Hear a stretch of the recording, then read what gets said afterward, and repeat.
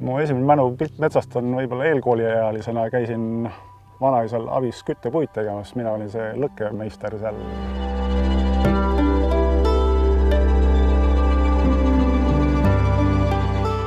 Metsandus on meie kliimavõtmes üks elukestvamaid tööstusi.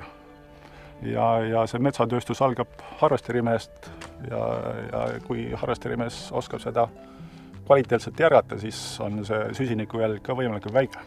Kui me metsas puidu jätame mädanema, siis see süsinik läheb loodusesse tagasi. Ja kui me teeme puidust mööblit või maju näiteks, ja kui see puit jääb sinna tarbimisse aastasadadeks, siis on see süsinik seal seotud. See on see kliimaefekt tänapäeval.